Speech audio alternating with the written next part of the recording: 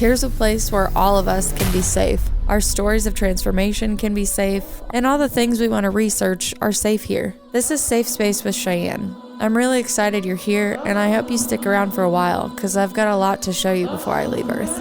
I love you guys. Okay, friends, so I have Vincent Tolman here today. He's the author of Life After Death, My Journey to Heaven and Back.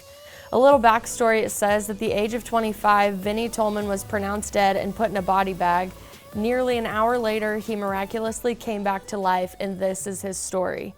So, what a heck of an intro. Hi, Vinney. Thanks for coming on the show.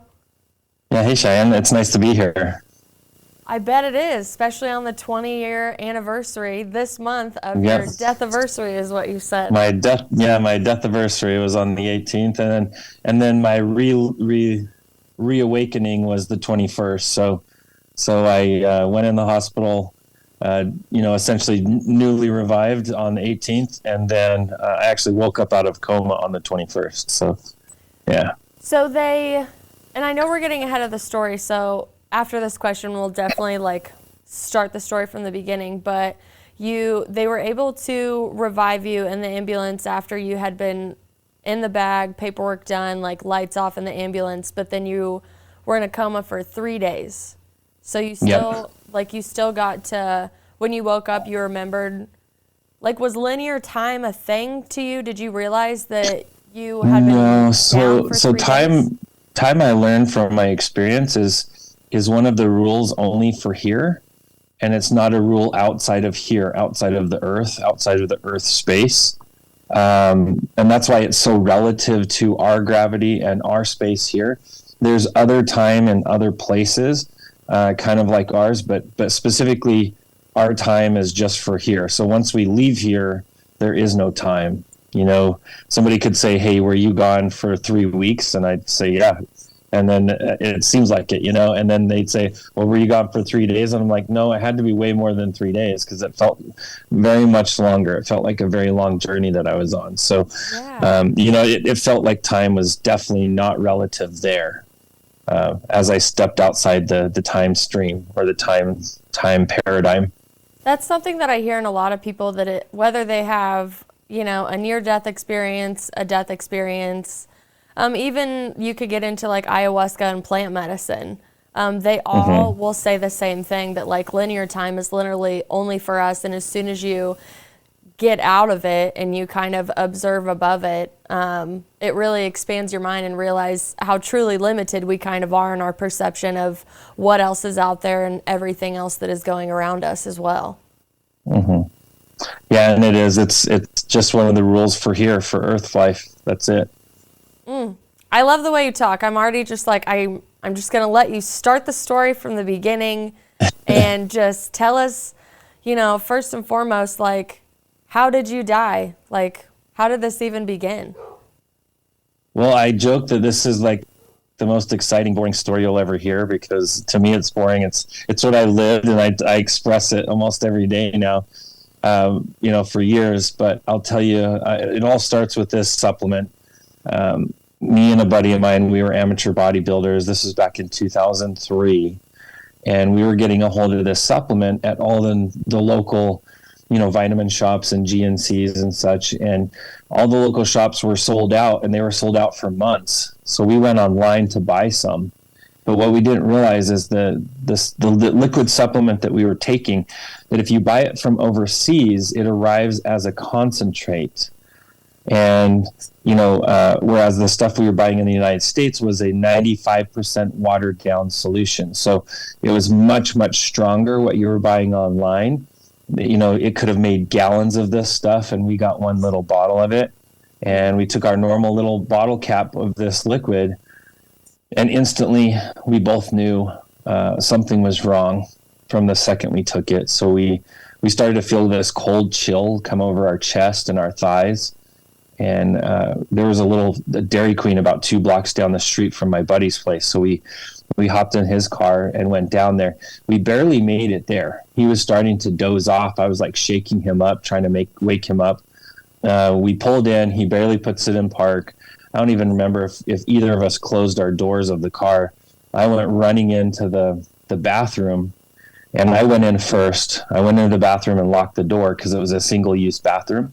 And my buddy went into the dining area, collapsed on one of the booths, and started to vomit. And so a manager came, saw him, called 911. They came and got him and took him away. About 45 minutes later, a customer asks the manager, "Hey, can you open that bathroom? It's been locked for about an hour." So the manager goes over, knocks on the door, no answer. He opens the door and finds my dead body right there on the ground.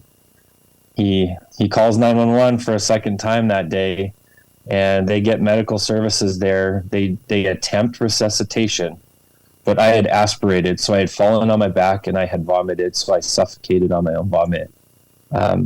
They tried to bring the body back. They couldn't. They put it in a body bag. They put it in the back of an ambulance, and they began to just process scene paperwork or paperwork to process that body. Now, this team of medics, they had 2 veterans and they had 1 rookie.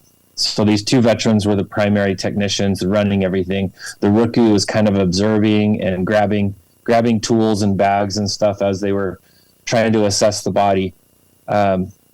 So he's just kind of observing everything, but I can hear. So where I'm at now is I can actually see everything that's happening, but I'm watching from above. I can hear everybody's thoughts. Literally, if you have a thought in that area, I could hear it. I could hear it as loud as someone just talking to me. And I could hear the thoughts of this rookie medic. He felt so horrible that this guy was lost, and he felt that he got in this job, this career, to make a difference for people like this. And he felt that he didn't get a chance. He felt that he was kind of put on the back burner with the duties. And he sat there and stared in the back of this ambulance. He sat there and stared at the body and just felt horrible. He wanted to do something. He wanted to make a difference. Well, about 45 minutes later, after they bagged the body, they are pulling away from the scene. And as they pull away, he starts having kind of a prayer or a special meditation that he was doing about, I wish I could make a difference. I really am doing this to make a difference. And as he did, he got a very strong intuition or premonition that this one's not dead. At first, he disregarded it, thought it was his imagination, and then it came again for a second time. And after the second time, that was enough for him. He was going to go ahead and attempt to just check if there was any signs of life. So he takes these straps off of this body. Now, when they strap a dead body onto a gurney, they strap it all over. And you would never strap a live body that way, the way they had. So he went ahead and began to unstrap the body. He unzipped the bag and was feeling around the neck and jaw area for any type of pulse. He then went under the arm, didn't feel any pulse. He then went to the inner thigh to feel for a pulse. And when he went to the inner thigh, there was a little spark between me and him. It was really weird. It was as if somebody shocked me, as if somebody was doing static electricity, rubbing their feet on the carpet and shocked us. Oh, wow. And that's what it felt like to me. It shocked me where I was, and it shocked him because he reacted the same moment that I did. And that was enough of a sign for him that there was something there. There was something there. And so he himself began the process, the arduous process of bringing this body back. Part of it was bringing the heart back. And so he hooked up the defibrillator, one of these machines that shocks the heart. He connects it to the body. The alarm goes off and he shocks the body. There's no heartbeat. At this point, the other 2 medics realize what he's doing, and they start chewing him out. They're telling him he's going to get fired, that he's breaking protocol, that he will lose his job on the first week on the job. That's horrible. But he does it anyway. He goes for a second round of shocks. And on the second round of shocks, there was a single heartbeat, and then it was flatline. But that single heartbeat was enough that the other 2 medics kind of shut up for a minute while he went for a third round of shocks. And on the third round of shocks, he actually got a steady, faint heartbeat. But it was steady and it was consistent. And so at that point, he had the heart going again. And one of the, blessings of all this is one of the effects of that supplement in overdose like we had is it does tend to thin the blood. And so that was a blessing in disguise, even though it was kind of a curse at the same time. It was a blessing in disguise that it allowed that heart, once it kicked back up, it started delivering oxygen to certain areas, not to all areas. It actually took quite a while for the heart and the blood system to start bringing oxygen to everywhere, including the brain. So the brain was still oxygen deprived. It was dead. I was brain dead. And for 3 days, essentially, after they turned the body in. So when all this happened, though, it was really a beautiful thing, too, that when the heart started, they were 1/2 block away from a trauma center, an emergency hospital that had fully staffed with nobody to serve. It was a brand new hospital, so it was perfect for them to get this case and start working on the body. At that point, though, I'm not wanting to be around anymore, because I'm watching this body go through this reawakening or coming back to life. It's not a pretty thing. If you've ever witnessed something like this, the body actually went through all sorts of seizures and was foaming at the mouth, all sorts of gross things coming out of the body. I didn't want to even look at it. It was disgusting to me, and so I turned away from it to see this really amazing warmth and light. And here's standing this man. He's all dressed in white. He's got a long white beard. He's got long white hair. He's kind of like the old Hollywood used to make God look like, in movies. And so as soon as I saw him, I thought, well, maybe Hollywood got it right. I kind of joked that. And I'm like, "Are you God?" And he just laughed. He laughed. He's like, "No, son, I'm not God. I'm your guide, and I'm here to help you go wherever you want to go, and you can call me Drake." So I started to call him Drake as my guide, and he helped me go where I wanted to go. He let me know I could go either back to my body, or I could go with him, and there was just no question. I wanted to go with him for sure. I didn't want to go to my body. And I even remember specifically saying, "I want to go wherever you come from." And he explained that where he comes from is my home, is where I originally came from, and that I could go back with him to my home. And so we began our journey. It was a beautiful journey. He explained right off the bat that it was not just going to be a physical distance journey where we're moving from one point to another, but it was going to be an elevated journey, meaning that I would have to elevate my understanding and elevate my love energy. I like to call it frequency. I would have to elevate my love frequency to be able to go with him. Because if I just, kind of dumped right into heaven the way I was, I would not synchronize with the love that is there, and it would essentially rip me apart. I wouldn't be able to be there. So for me to be there in a protective space, I would have to really raise my love energy to get there, because he explained that the entire existence there runs off of love. That love is the founding energy of that space, and that for me to get there, I had to really embody a new version of love. And I almost felt a little cocky at this point, because I was raised Christian, evangelical Christian, and so I thought, I already know how to get into heaven. I know everything I need. I'm baptized. I'm saved. I went through my whole little Christian list of everything that I needed to do to be in heaven. And he looked at me lovingly and said, "I love that you've done all this, but there's more that we need to understand and embody to get you there." And he helped me understand that the Christian belief system is very beautiful, and it really connects you to God and to the universe, to the creator of all. But there's more for me I had to learn more. And so there I went. I began my journey of this. We call it the 10 principle journey, because as I'm sharing this experience and we're documenting it, until we actually wrote this experience down, we didn't realize there was 10 very distinct principles that I was taught. And so before that, I would bring out certain aspects of my experience, but I didn't call it like the 10 principles.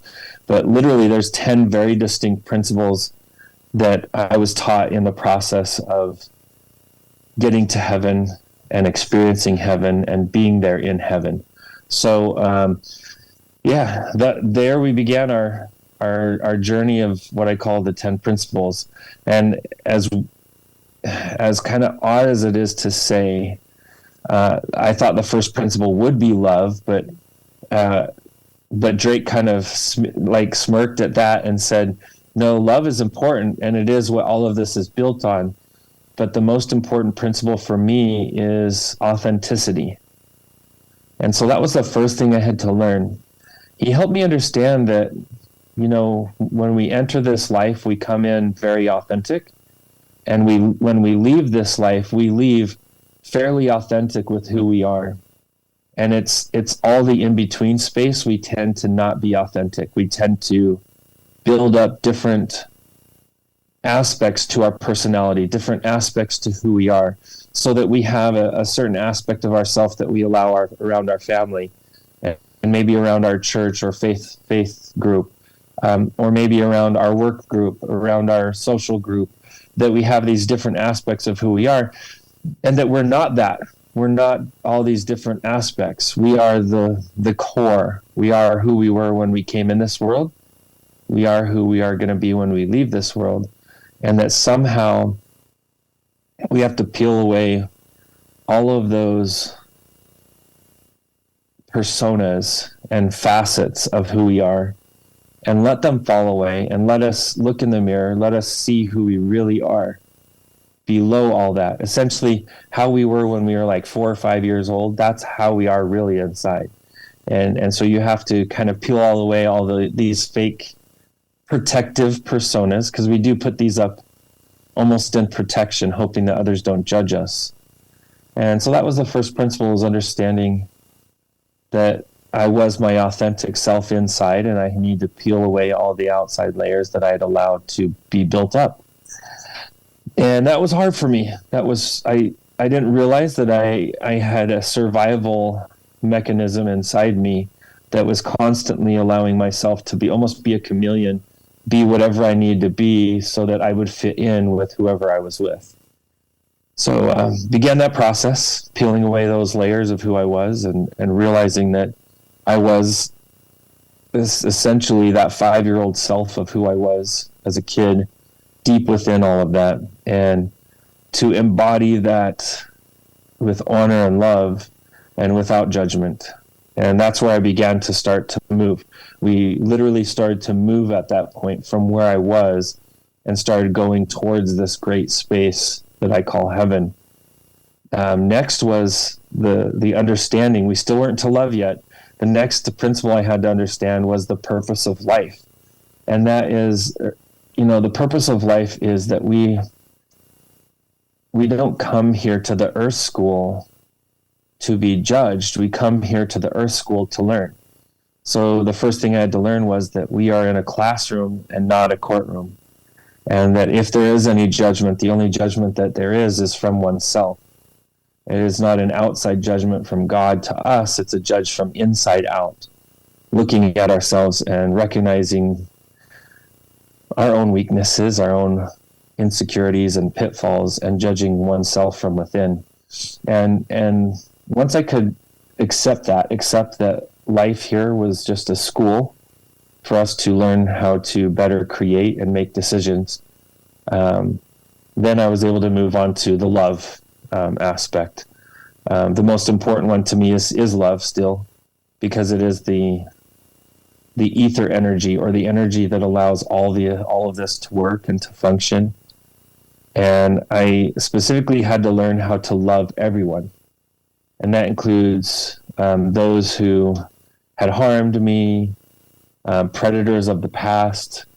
But the hardest one that I had to love was myself. So part of that love was to understand that you had to love yourself despite any weaknesses you knew you had, despite any past mistakes or sins that you had, and potentially any future sins that you're maybe going to have because of your insecurity or weakness. And so I had to begin to love myself in a way that I never had before. And the only way I knew how to do that was to learn from this Drake, the way that he allowed love to be on me and through me was so unconditional and so pure, and not for any reason. There was no reason for that love other than I existed. And that was kind of hard for me. That was a hard one for me, because I felt love was always something you earned. Love was something you made happen because of something you did, that it just wasn't freely given for no reason. And that's where I began to do some healing. I began to do some healing from my life here, that, being raised the way I was I was raised in a bit of an abusive home, and I had kind of some little black holes and some energy hiccups going on inside of me. I had to flush those. I had to heal those as I was going on this journey of love. And that brought me to the fourth principle, which is to listen to your inner voice. Listening to your inner voice is really important, because that voice essentially is the voice of God within all of us, and that we all have it, whether we accept it or not. We all do have it. And, when we sit there and think of a friend, and then that friend reaches out to us, they call us, they text us, or we see them right after we're thinking about them. That's that voice of God, that inner intuition, that inner voice that is there guiding us along, connecting us to each other, helping us serve, love, and care for each other in better ways. And I needed to, even though I was going towards heaven, I knew I personally needed to foster a better relationship with that voice, with the God voice inside of me. And first things first, I had to recognize that it was there. Second, I went back and I started to look at the different times in my life where I just knew things, and there was no explanation for how I knew things. I just knew things, where to go, what to do, how to do things. And that all was that God voice, that inner intuition. Some people might call it conscience or higher self, but it is that God voice inside of all of us. And, listening to that inner voice is very important, but additional to that, recognizing it, giving it confirmation that was what you heard, and that is what you followed. That's what strengthens it. So that was the step that was kind of hard. That was number 4. Then number 5 is use technology responsibly. That 2003, this is when this happened. Technology wasn't such a big deal. Most technology was at your PC. Like you were mostly going to your PC for your home computer to access technology. There wasn't a ton of technology on handheld devices so much yet. It was beginning, and it was just at the beginning. But I was shown the addictive nature of technology. And I was shown how important it is for us, even back then in 2003, and especially now, to foster a positive relationship with technology and recognize what it is. That technology is a tool, just like a hammer. And you could build a house with a hammer, or you could hurt someone with a hammer. The problem is, if you're not sure what technology is doing for you, it's most likely hurting you. We have to be very careful about how we use it. And I was taught essentially a principle called the hour of power, where the first 30 minutes when you wake up and the last 30 minutes before you go to bed, this is the most pristine time for you as a being to make sure that you put sacred nature, you put sacred things in this space. And I don't care if you follow God or you don't follow a God, you still want to make sure you put sacred nature or divine things that are important to you in that space. And whatever you put in that space, that is going to be your heart space. That's going to be the space that you start framing your life with. And so if you put news there, you're going to be constantly energized with negative energy. If you put sports there, it's almost like worshiping sports. If you put stocks or financial information there, or ETFs or NFTs or any of these modern things that a lot of us follow and we track, and where's this, that's a space that we could easily put worship, and that's what that is. So it's very important for us to understand that hour of power, we need to put good things there. And some examples of good things to put in your hour of power would be prayer, scripture study, Torah study, Quran study, whatever religion or theology you follow, put a holy script there, or put motivational or uplifting videos, YouTube's podcasts, really good podcasts there you could put. There's all sorts of good things you can put in that space that will help you connect to the Creator or connect to your own inner divinity. And that's really important for us to understand, but also to understand that technology is what it is, that it's just a tool. So don't worship it, don't let it overtake your life, and honor your hour of power, because if you can honor your hour of power, it's putting you in control, and it allows you to start directing where your life goes. And essentially that brought me to my next one, which is releasing prejudice. So releasing prejudice was funny to me because I thought I wasn't prejudiced at all. Really felt that I was probably one of the least prejudiced people on earth.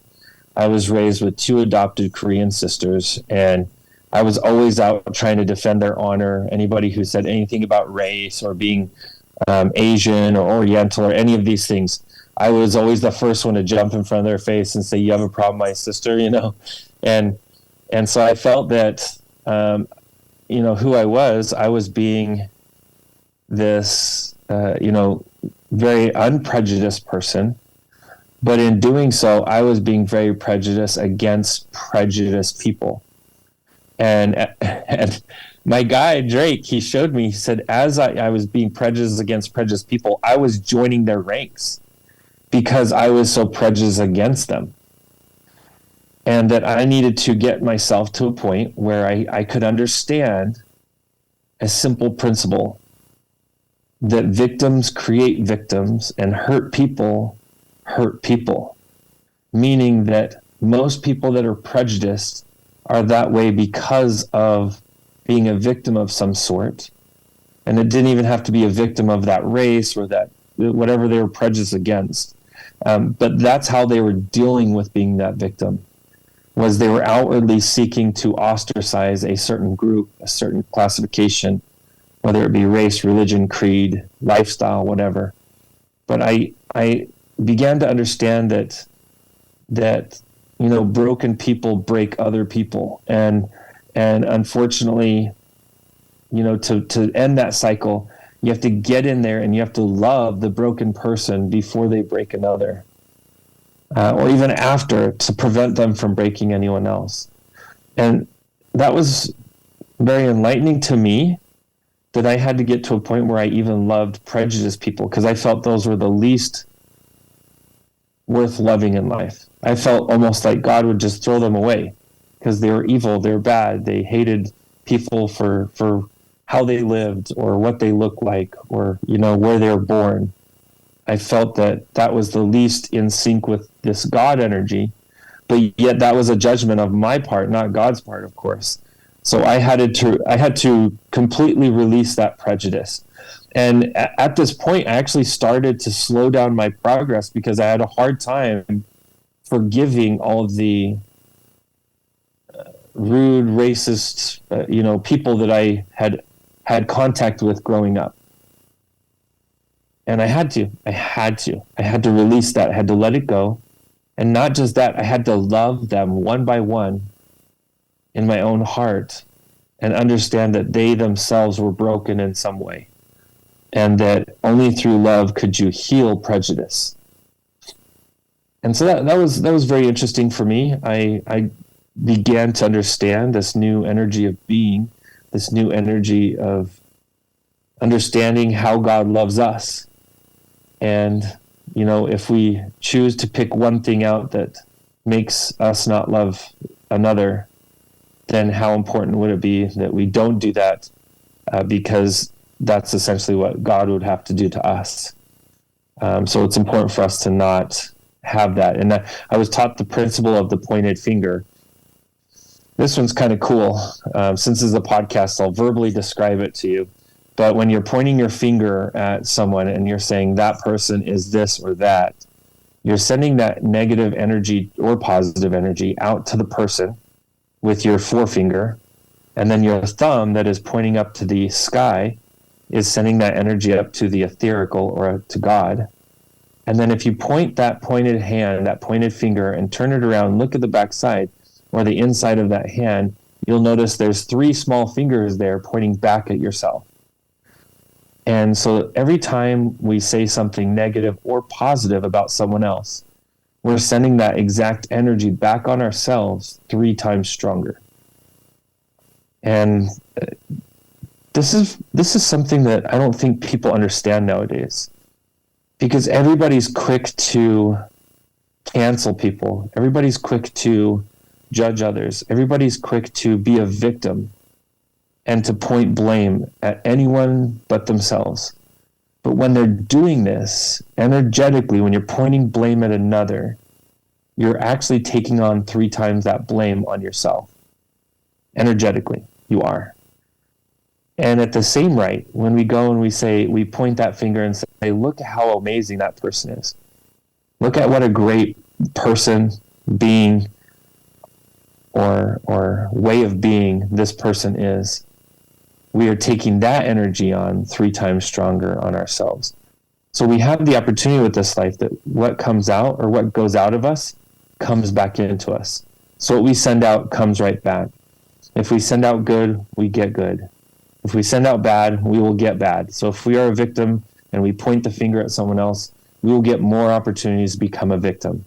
If we are a victor and victorious with the way we act and we love and care about each other, we will get 3 times that energy back to ourselves. So if you're in one of these cycles of victimhood or pointing the finger, turn it around. Instead of pointing at the things that you hate and are hurting you or making your life hard, point at the things that are making your life easier, better, or making your life able to endure. Point out these things, and this is going to make this positive energy 3 times stronger for you. But then that leads me to the next principle, which is exercise the power of creation. And with this, I didn't understand this. I thought, I told Drake, how are we creating? And he explained, well, you can create a building, right? And I'm like, well, not really. I don't think so. And he's like, no, listen, if you wanted to create a building, you could go seek out an architect. Together you could design it. Then you can hire contractors and you can start building this building. But it all began with the thought, the idea of creating the building. And he showed me how our thoughts are magic wands for us. That's how we can create in this world. And if we can master our thoughts, we can master our world. We can master our environment. We can master our version of the world, which we want to call that our reality. So it begins with our thoughts. If we can master our thoughts, then we can master our habits. And then as we master our habits, we now are mastering our character. And our character is the directional or the director of our destiny, of where we go in this life. So if we can first master the thoughts, we can master where we're going in this life, and have a very profound effect on where we go in this life. So it's important for us to garner our thoughts with positive things, nurture our thoughts with positive things. And when we recognize we have negative thoughts, deal with them, cleanse ourselves of them, and foster more positive thoughts as often as possible. That way we are beginning to create positive things for ourselves, and we will create our own reality. Literally, we will create our own reality, beginning with our thoughts. So that is the power of creation, is our thoughts themselves.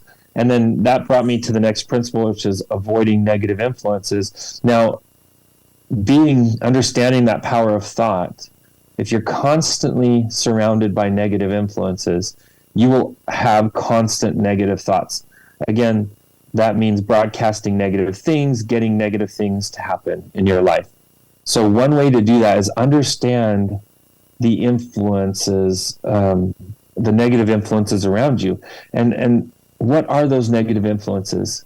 Those are going to be, again, news, It's going to be sometimes the media.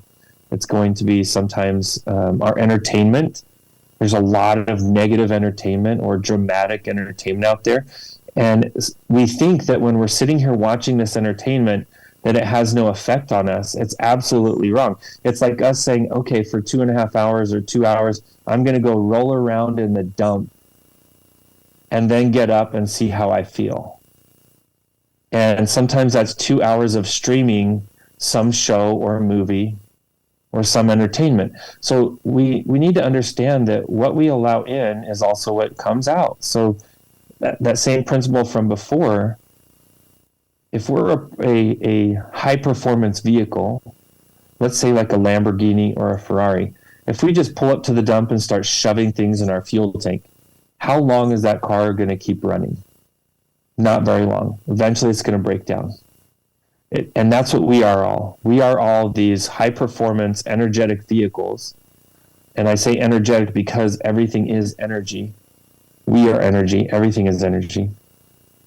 And when we put ourselves near negative energy, no matter the form, whether it's social media, whether it is entertainment, whether it is politics or news, these negative influences impact us.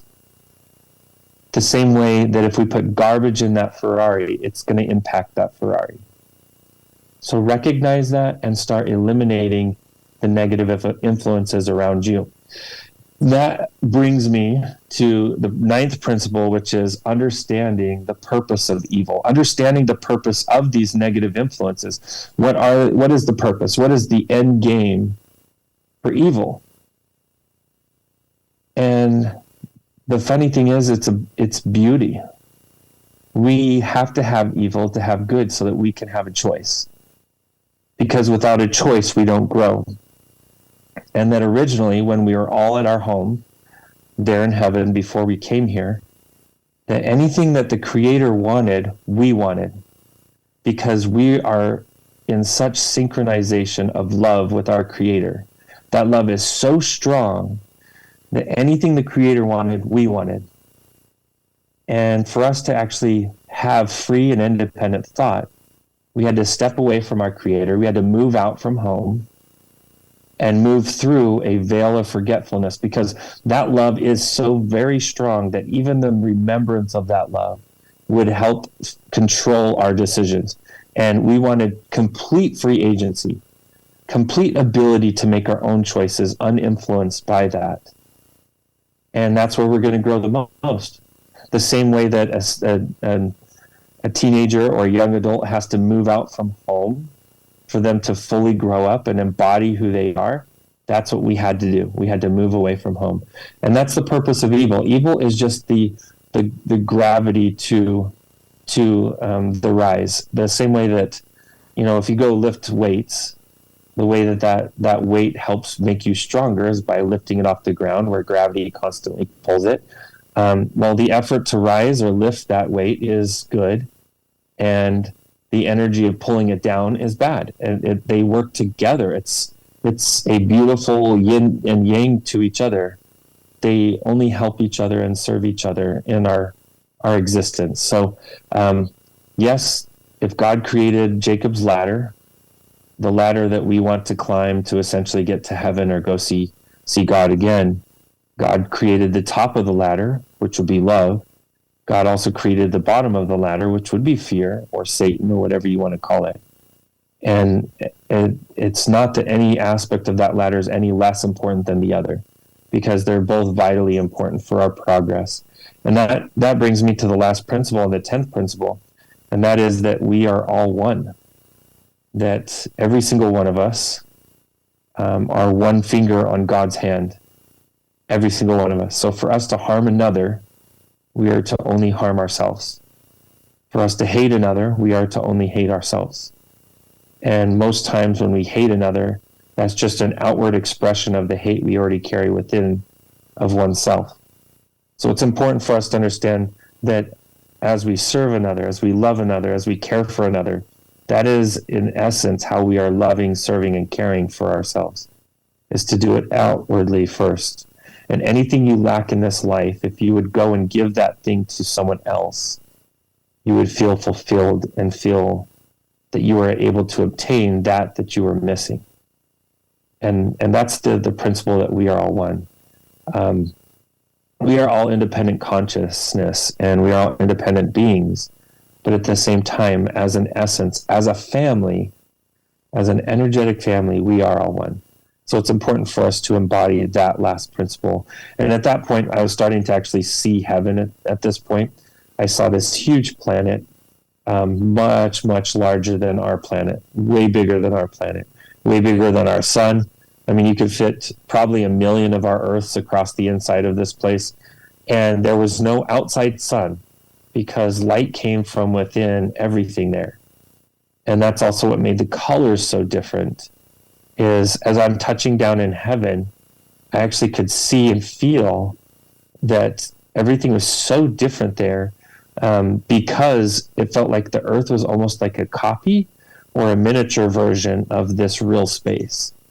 And so the time that we're here on Earth and we're really glorifying God and glorifying the beauty of life that we see here, that's just a mirror image or a copy of the real potential that we have there in the heaven space. And so, yeah, I touched down, and I got to touch down and feel this grass that, to even describe grass there, I could talk for probably a day, at least a day. This is just grass. And this is not the magic grass you smoke, for those that think about that. But but really, this is there was actual light coming from inside the grass. You could actually hear like a harmony or a music coming off of it.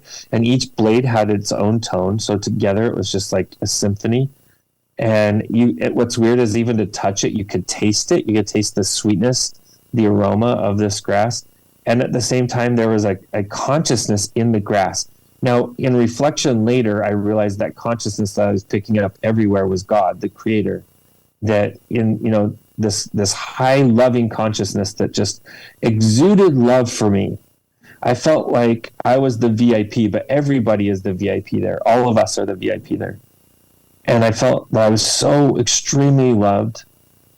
And I just kept feeling like I'm not worthy of this love. Like I didn't earn this amount of love.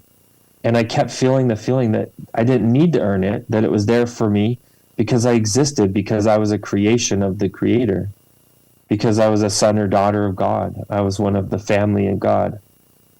And so I began to embrace and love the connection, just the connection with this grass. And my guide, Drake, he's like, if you like the grass, look at the flowers. And so I didn't even realize there was flowers too. And I almost exploded of tears the way that I reacted to recognizing with my own consciousness now there was flowers too that I could see. And the grass like lovingly coaxed my consciousness from the grass to the flower. And instantly I was like zoomed in. It felt like I was part of the flower. I was on the flower almost like a bug or a beetle or something, and experiencing it the way you need to experience a flower there. And there, it felt like there was rainbow flames inside the flower petals, like just flowing and moving, and just so much light coming out of every petal. And the same thing is with the grass. Every petal had its own tone, its own music, its own flavor. To even be near it, you could taste the flavor of this. And at the same time, it was part of this higher consciousness that just loved me and just loved all of us. And I just couldn't get over the beauty. I've never been a guy that just like grabbed a flower and was like, wow, pretty. That's just not me. But I couldn't get over the beauty that I was observing there. And because light comes from within everything, color is completely different.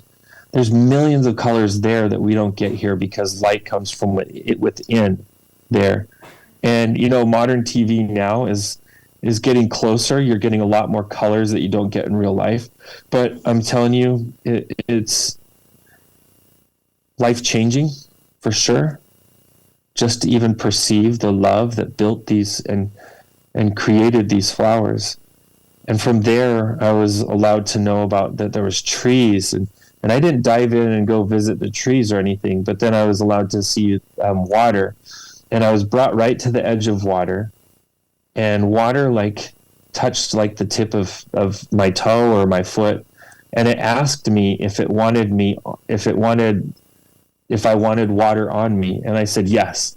Like instantly, I just wanted to say yes to everything there, because it was so full of love everywhere.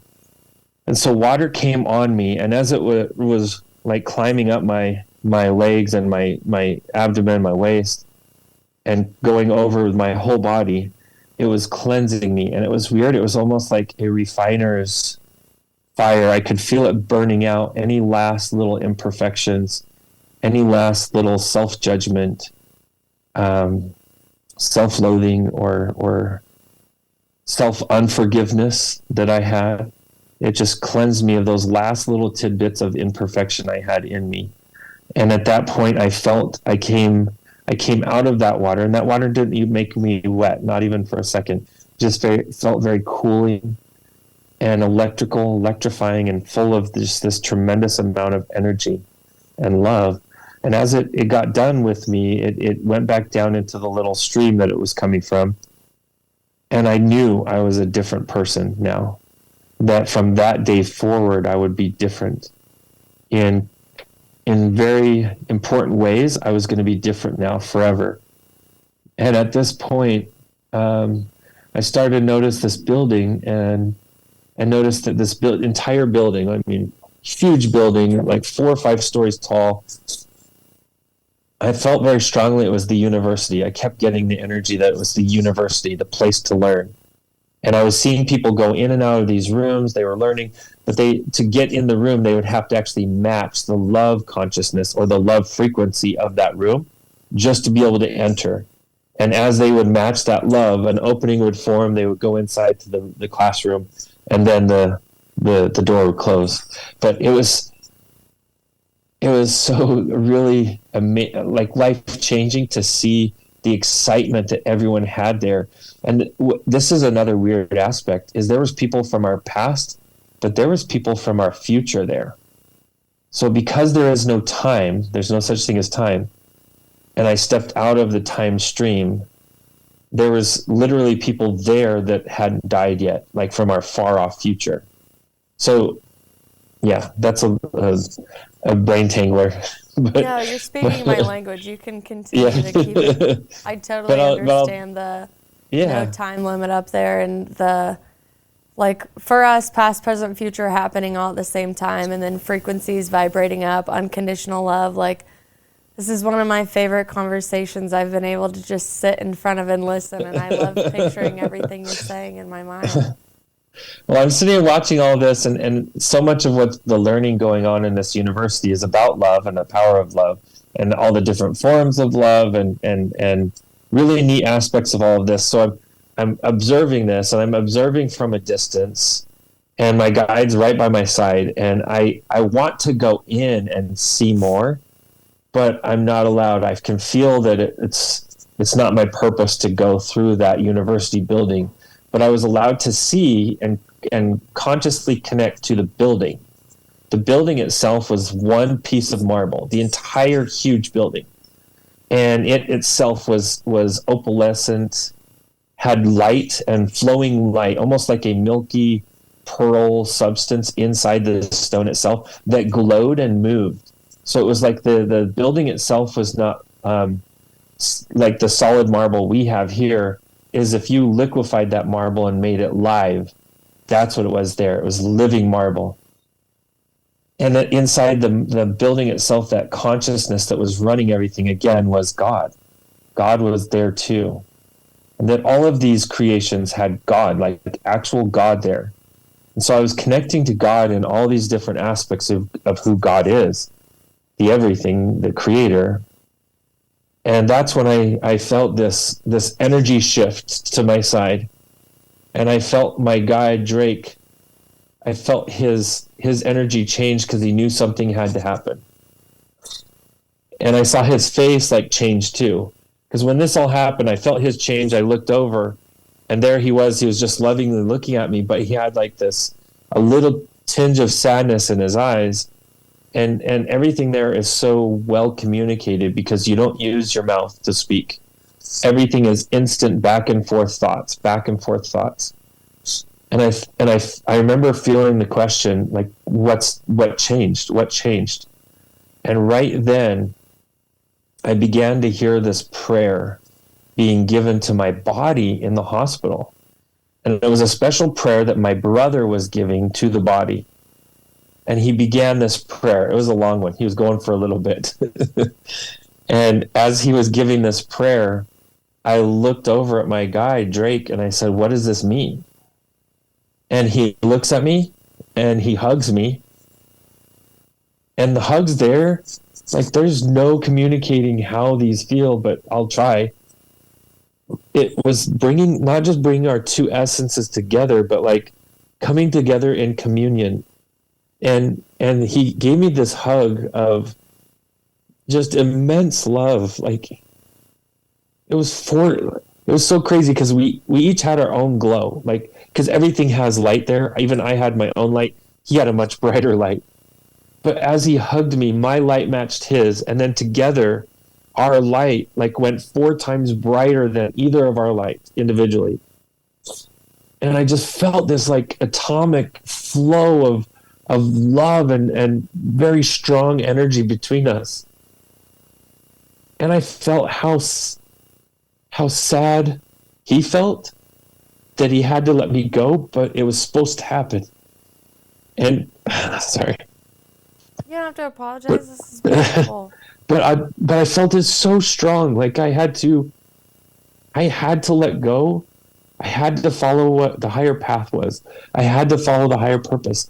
And right then, as soon as I said, I have to follow the higher purpose, he said to me, Vinney, this is going to be hard, but it's going to be worth it. And right then, my brother said amen to my prayer, to the prayer he was giving over my body. And the next moment, I know I woke up. I woke up out of a 3-day coma. I was completely brain dead. Neurologists had no idea what was going on. They wanted to poke and prod me for hours after I woke up. They thought I was a fluke, that somehow I woke up and I was just going to go back under and die.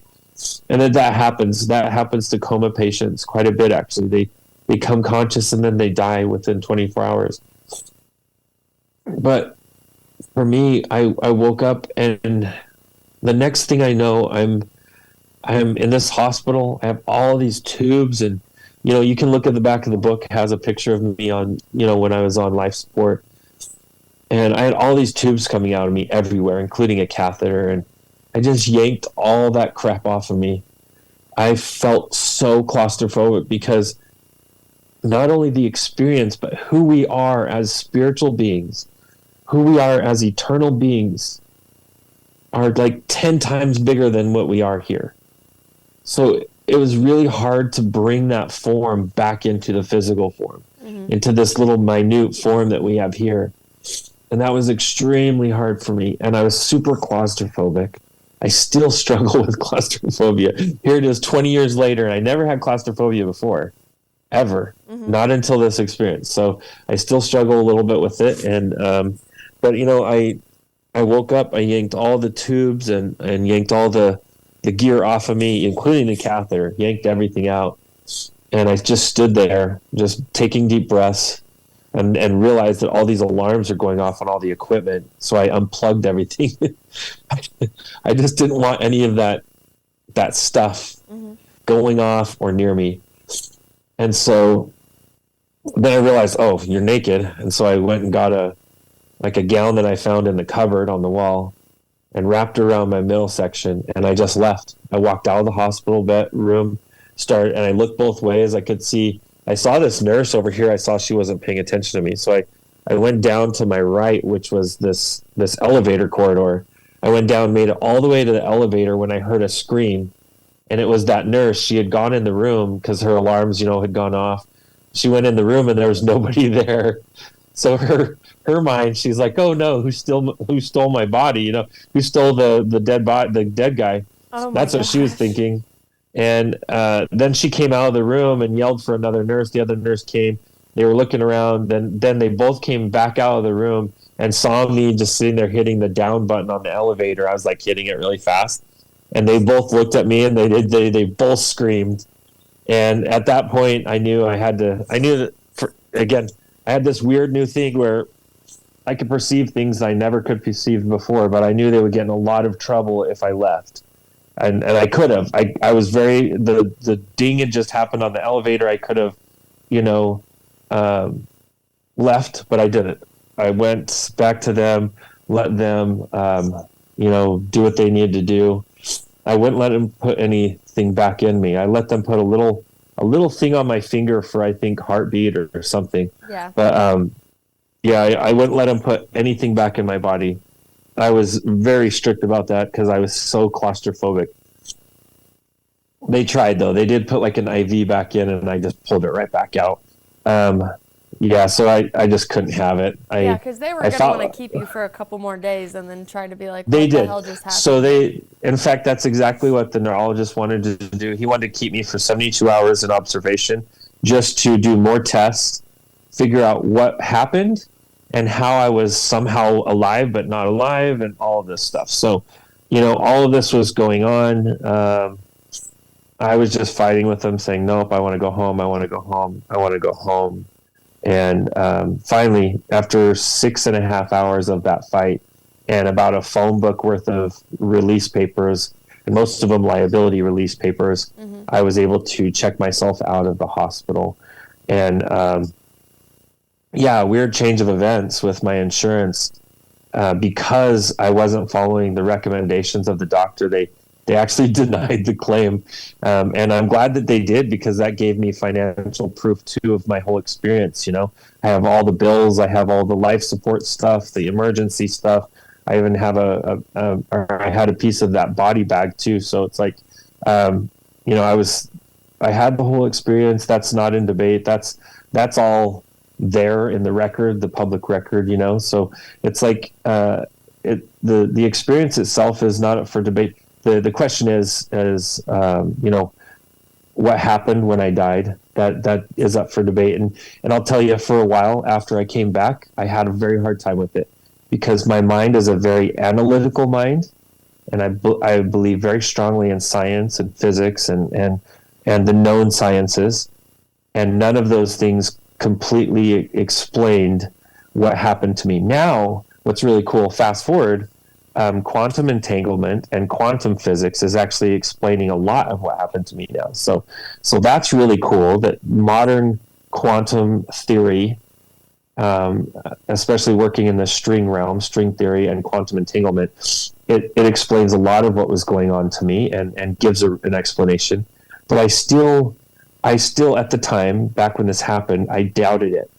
I had a neurologist tell me that my imagination would just make up anything to fill in the empty space. And so I needed to not trust what my imagination was putting in there.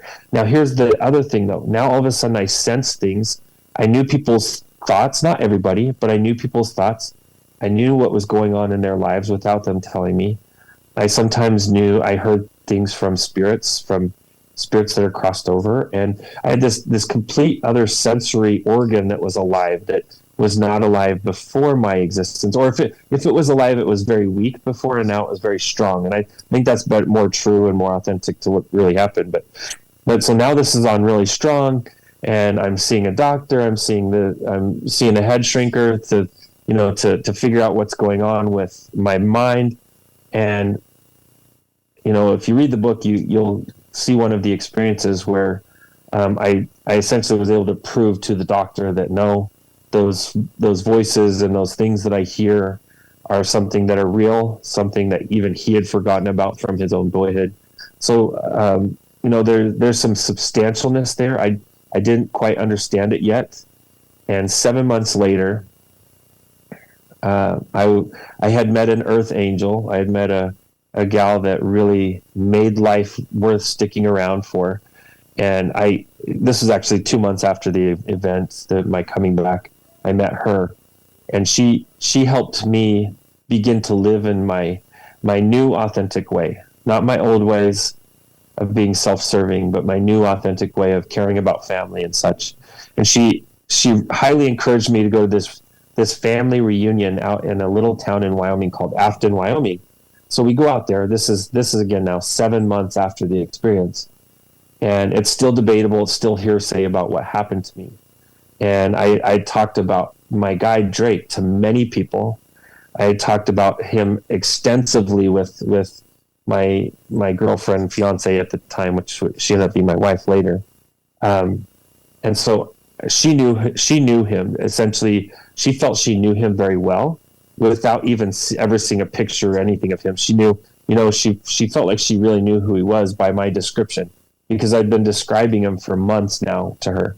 We go to this little town in Wyoming. We see this high school presentation about the history of the town. And while they're doing that, up comes this big picture on a screen of my guide. And it was him, 100%, no doubt. I'm sitting there. I was not paying attention, because that's sometimes what I do.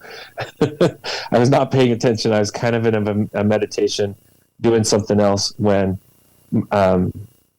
my girlfriend, my fiance at the time, she grabs my shoulder and she goes, "That's your guide." And I just remember sitting up and looking over, and instantly I froze. I couldn't move. I couldn't do anything. Up is this picture, but here's the weird part. It says Charles Kazare underneath the name. Didn't say anything about Drake. And so I see the name, but I see the picture, and I'm like, I don't care what the name says. That's my guide. I know that's my guide. And I couldn't speak at that point. I was emotional. I was like crying, and that's not me. I don't like to cry. And so I knew my grandmother was a Kazare, and I figured it was a shot in the dark, but maybe she knew something about this Charles Kazare.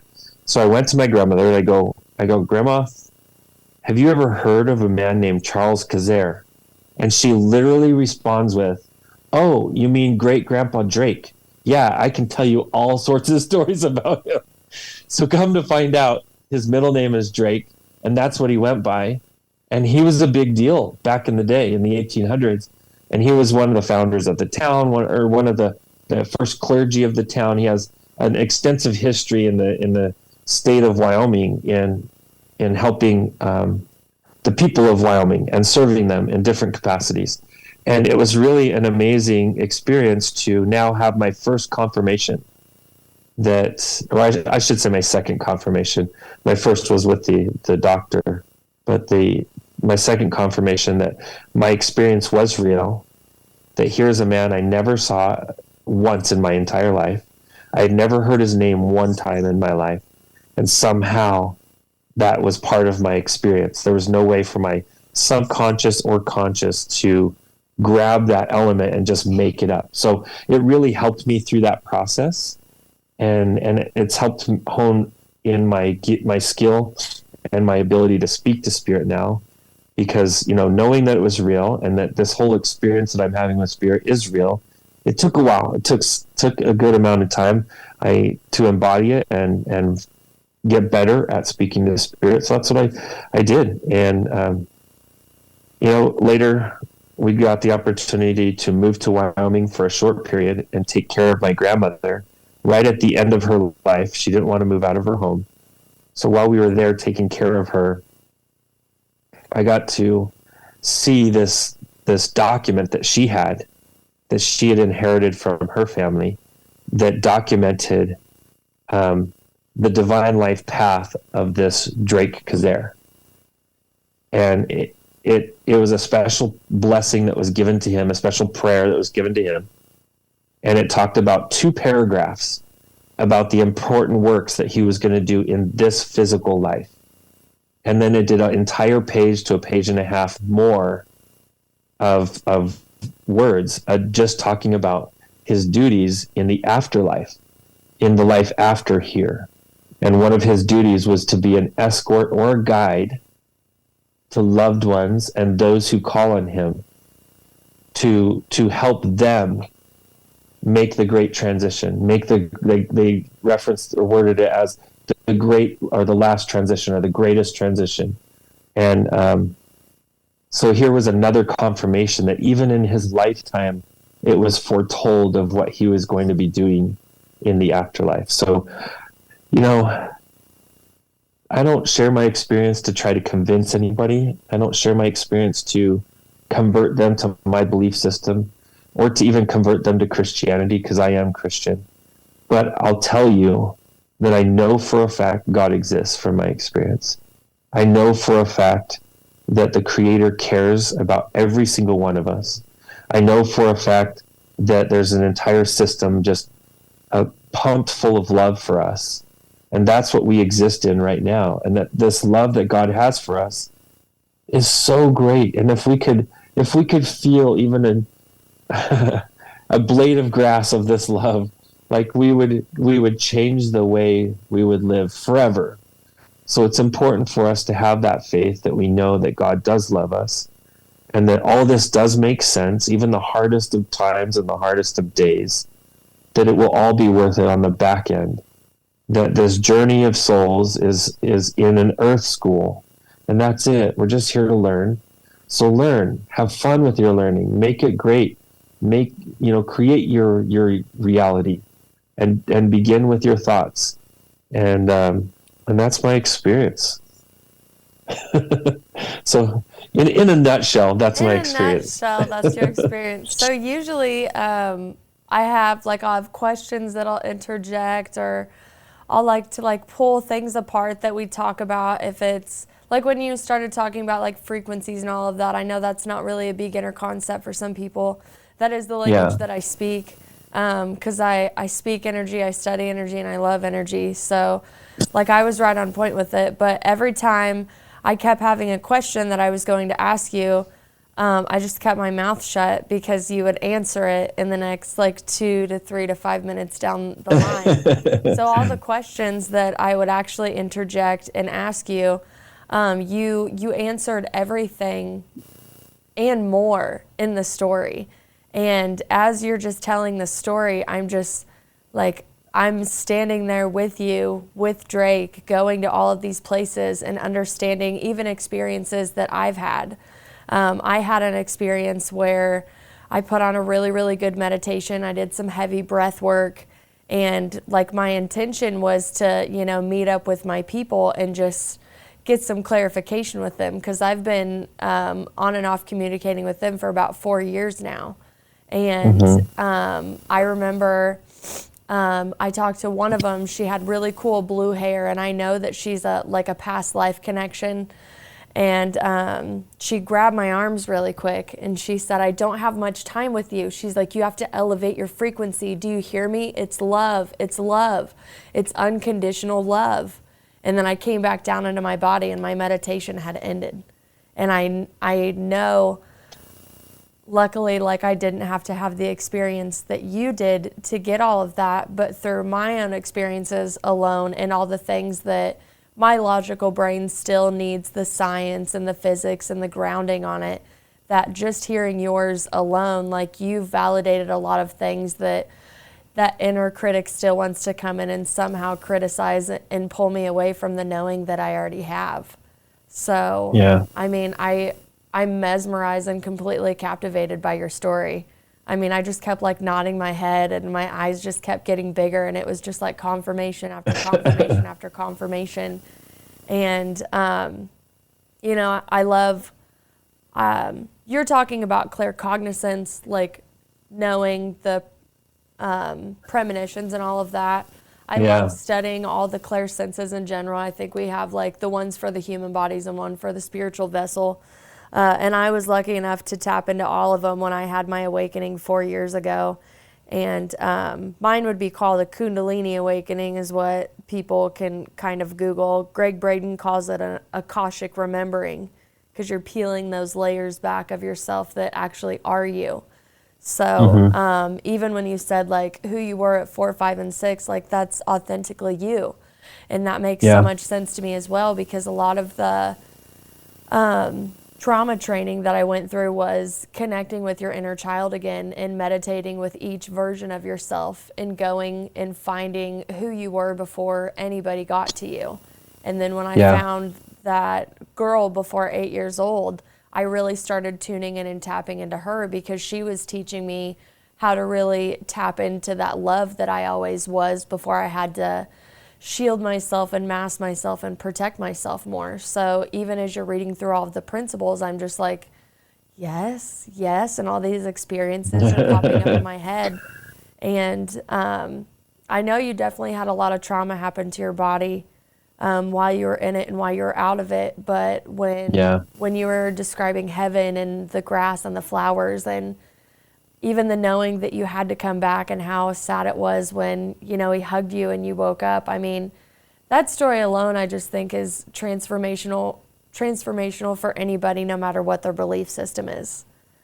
I'm extremely open-minded. I just choose to believe in everything in the best way. But the separation from Creator, the learning, and, you know, the evolution of your soul, so to speak, and just truly that we are all connected in unconditional love is the one thing that we all miss the most, but we're all able to actually tap into individually. Yeah.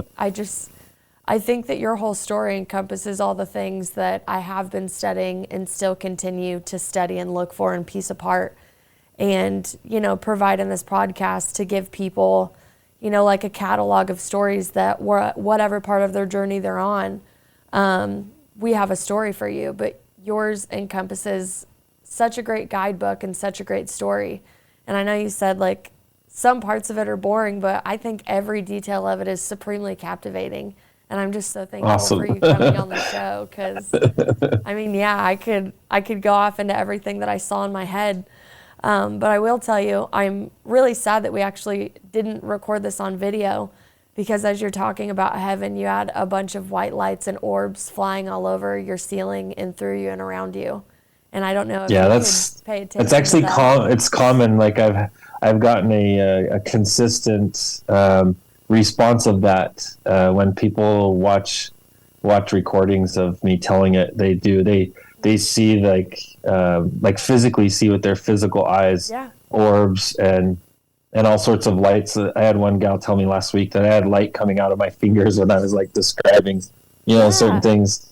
So that's cool. I always look at it as that's a little symbol from heaven that I'm on my right path. I'm continuing to do what I'm supposed to do. And then I have my inner confirmations too that they're always giving me. But I like the outward confirmations. It's just nice to get the confirmation from inside and outside. Yeah. I listen to my clairaudience all the time. And I like to describe it as the scientific format, just because I think we all have these. They've been suppressed or, you know, somehow just covered up in a way, but we're all able to tap into all of those spiritual senses, I like to call them, I guess. And as you're explaining their story, somebody came in and said, he's doing what he's supposed to be doing, and we're really proud. And then that's when the lights started lighting up behind you. Yeah. And they just said, he's doing it. I have a really strong ego, and my ego has been preventing me from doing this for a long time. So I appreciate that confirmation, because it's scary to share a story like this. It's really weird, because it really resonates with the higher self of most people. But there's this small percentage, when they hear it, it upsets them, it angers them. Yeah. And it's because it especially if there's someone who tends to be more on the prejudice side of things, and they feel that they are prejudiced because God is prejudiced. That's what they believe. And so they hear this story, they hear my experience, they hear the heartfeltness of it, and it even makes them more angry. And so some people, it really pulls out a dark side of them. Yeah. But a good majority, I'd say around 98% of people, they hear this, it helps them connect to something there that they love, that they like, that helps them more embody the love of God or the love of Creator. But one thing I saw very strongly there is that if you look into our future far enough, you see our past. So that we've been here before, like this cycle of technology and remembering and connecting to Spirit. And if you go towards our future, we have a stronger connection to Spirit, and not through technology, through intuition, through direct connection. But even with technology makes that ability even easier, because there's a way to proof check certain things that you get through intuition. So That was really neat, though, to hear you give me a little confirmation that I'm glad that Spirit's proud, because it's a little weird. I've lost some friends over it, but at the same time, I know there's a higher purpose, even if I lose a friend here and there over it. Yeah. It just always goes back to all the frequency, right? Like, you're going to vibrate at a certain level, and people fall away that you don't want to lose, especially when you understand how precious life is on earth. And I think we're so busy thinking that we have all this time, and then somebody dies and we're like, oh no, like, we better love each other more and spend more time together. But there are people that I really hope and pray that they vibrate back into my life somehow, that we're compatible to be together again, and they're able to open their minds like I am. Because we have linear time, but we don't really have as much as we want. So the awakening, the growth in it really is lonely in a sense, but you do find that there are people waiting for you at every level. There is. And you know what? There's some really neat things coming in our near future for this planet, where we're going to come back to community. We're going to lean away from technology and lean more towards community. And as we do that, there's some great changes that are going to happen for us. And it's all beautiful. It is. And there will be a time where we're going to be holding to that community and loving it and thinking, wow, the trade-off was so worth it to go through the little bit of speed bumps or hardships we have to go through to get there. It's so worth it. And we need to keep that in mind as certain events happen, as scary quote unquote, scary things happen by the news standards. We need to gut check those things. Well, the false things will fall away, right? The things that aren't of the Creator, aren't of the highest good, they're going to fall away, and it will look scary to all of us. Yeah. It's going to be really beautiful. I'm looking forward to it. I'm excited for it. Yeah. Vinney, it was so great to meet you. Again, one of the most you too, Cheyenne. stories.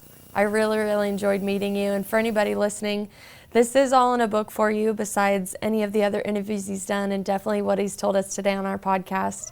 It's called Life After Death, My Journey to Heaven and Back. I've got my copy. I'm going to start reading it, and I'll definitely be doing some of my excerpts on TikTok, so look out for those. Sweet. And again, thank you so much. Before we get off here, I have music from Vitality Exposed. She's going to bring us, kind of funny that the title of the song is called Better Luck Next Life, because I do intuitively pick these about 5 minutes before each guest, and they'll tell me what part of the song to That's play. awesome. So it's from one of my favorite performers. His name is Unlike Pluto. But I'm going to go ahead and give y'all a little sneak peek of that song. Definitely want to check it out on your own.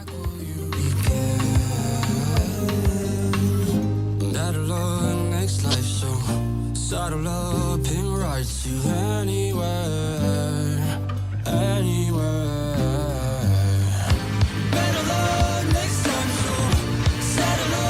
This is the Hoosier Media Network, your home for podcasting.